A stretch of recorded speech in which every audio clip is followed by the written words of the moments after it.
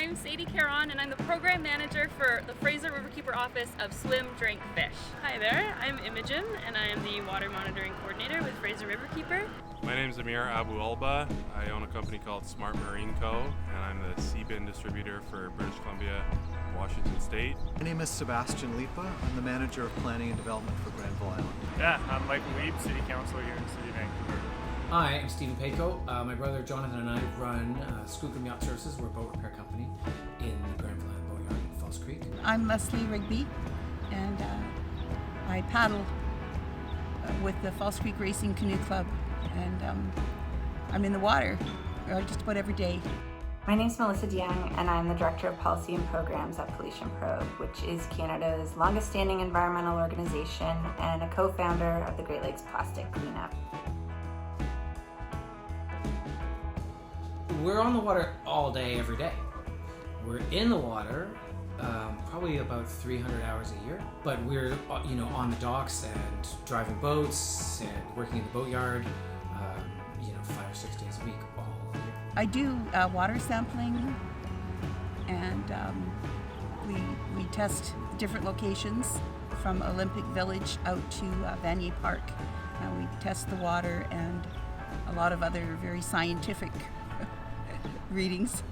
My connection to False Creek is that I work on Granville Island, and part of the work I do is to make sure that we're helping the public be aware of the health of the creek. I'm the water monitoring coordinator with Fraser Riverkeeper.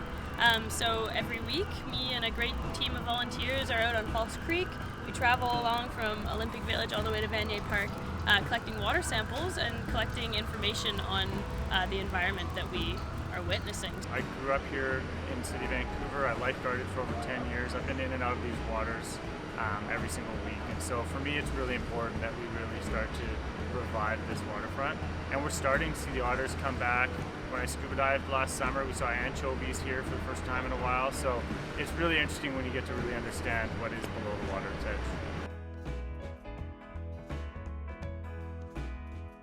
There's a lot of plastic bags floating in the water, and there's a lot of balloons with the strings attached to them that trail into the water.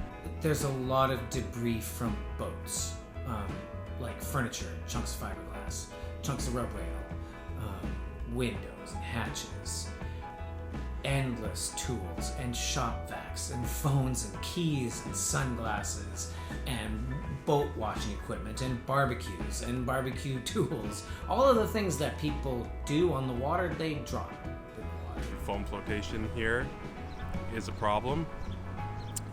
We'd wake up every morning and come down to our dock and find a ton of foam inside of like an inflatable raft that we had, and clean it out every day. And it never occurred to me how big of an issue it was until I actually witnessed it firsthand. Tons of pollution. We saw a dead cormorant bird, and we can definitely see that the small bits of plastic on the surface are kind of key because they look like food. And so for me, these Seabins will allow us to pull that plastic and really gauge how much of it is floating on our water. On the surface of False Creek, there is daily,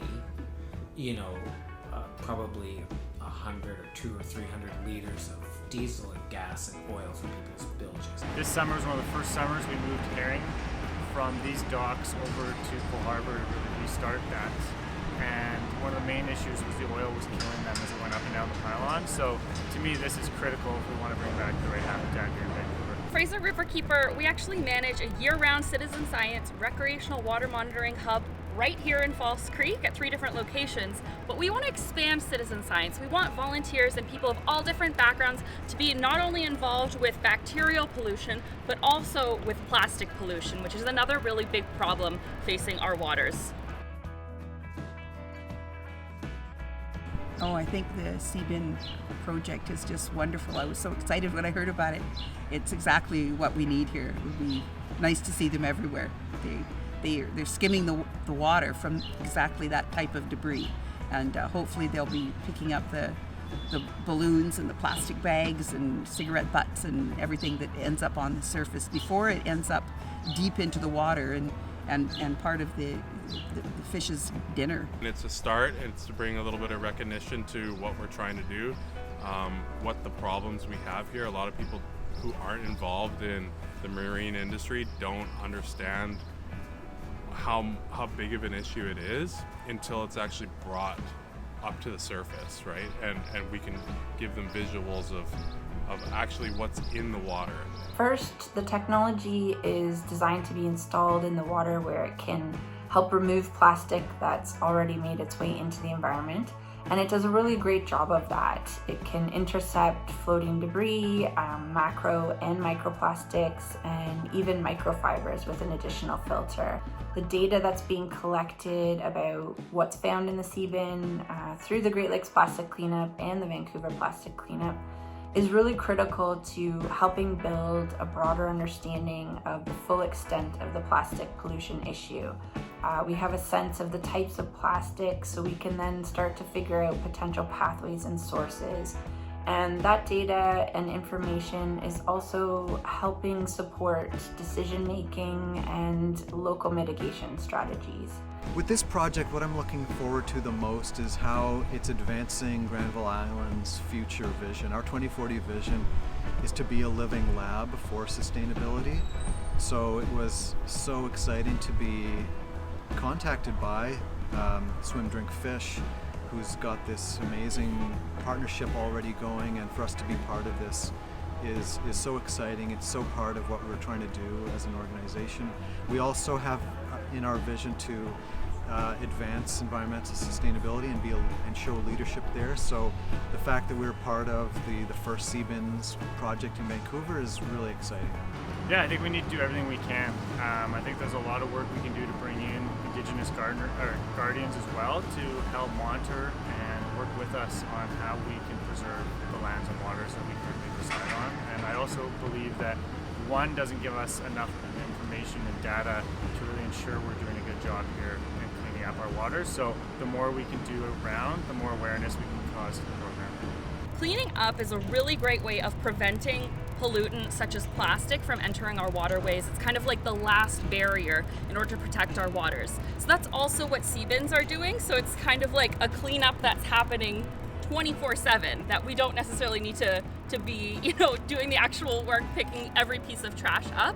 So by having these different strategies to help clean up our waters is really a good way to prevent plastic from entering our oceans and affecting our wildlife. Seabins are a really amazing tool for educating and engaging local communities. It gives marinas and those that visit them an opportunity to take action, and seeing them physically there in the water starts a lot of really important conversations about the extent of the issue and how we address it.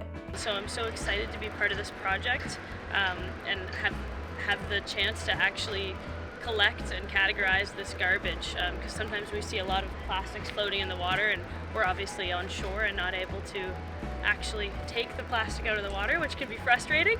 So I am super excited to be at one of the locations right here and observing the garbage that is circling throughout the water, and getting excited to be able to make a difference around here.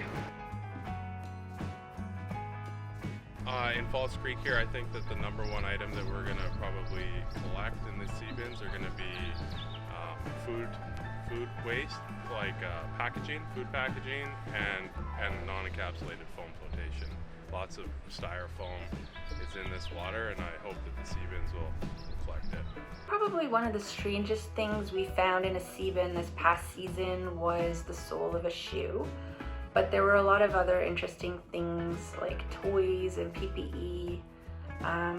Something we did learn though is that a lot of the organic material that the Seabin was collecting was where a lot of the smaller fragments and microplastics were actually found.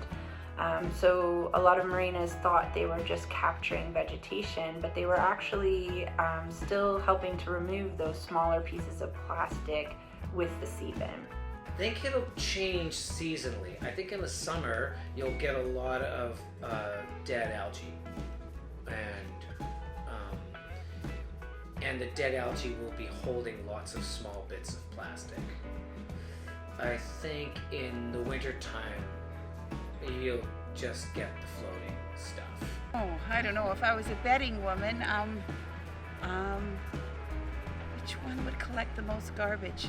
You know, it's really hard to say. Yeah. I guess it just depends on which way the wind's blowing on a particular day, which one's going to get the most.